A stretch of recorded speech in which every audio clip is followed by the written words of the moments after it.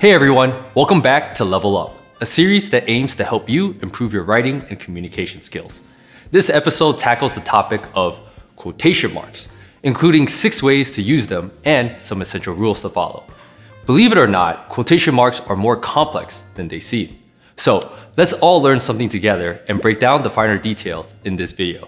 And before you go, make sure you visit Grammarly.com to see how you can download free communication assistance today. Off we go! Quotation marks are a type of punctuation used to show direct quotes, dialogue, and certain titles or otherwise to set aside words in text.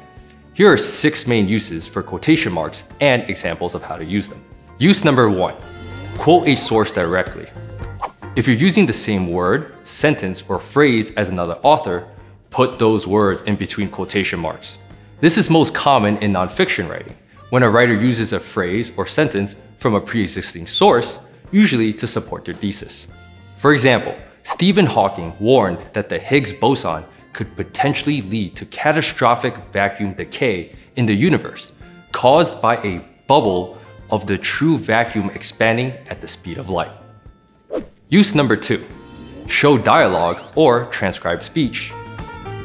Quotation marks are used to represent speech in written text.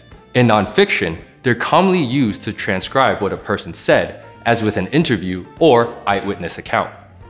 In fiction, they're used for writing dialogue, or whenever a character says something out loud.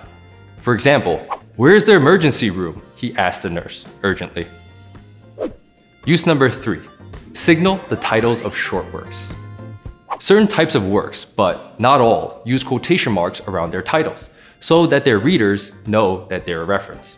Typically, the titles of short-form works like poems, short stories, and songs use quotation marks. Titles of long-form works like books, films, and stage plays use italics instead. Here's an example, written by Sylvia Plath. "Tulips" is a sad poem with a happy title. Use number 4. Set apart a word to show irony, sarcasm, or skepticism, also known as scare quotes. These are used to show that the writer doubts the validity of a word. These are common uses to show irony, sarcasm, or how something is popularly termed.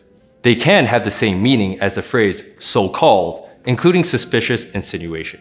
For example, "My pet is really just a stray cat that comes by once a day." Use number 5. Discuss words as words.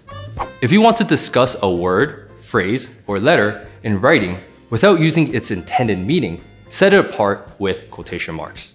For example, the P in pterodactyl is actually silent. Use number 6. Differentiate a nickname from a given name. And last, if you are writing a person's nickname together with their given name, set the nickname apart with quotation marks so the reader knows it's not part of their formal name.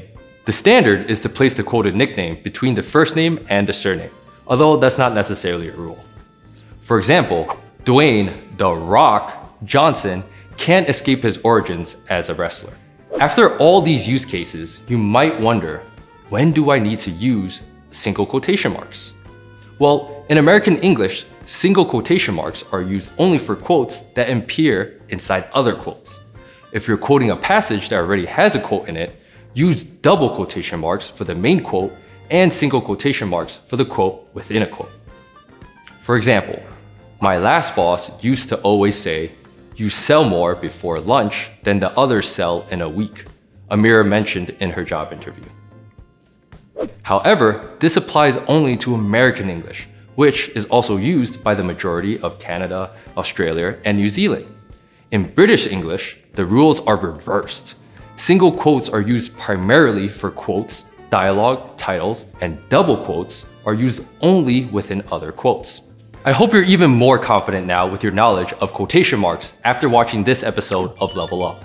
Be sure to visit Grammarly.com to get started with communication assistance that will ensure your quotation marks and your writing is always polished. See you next time.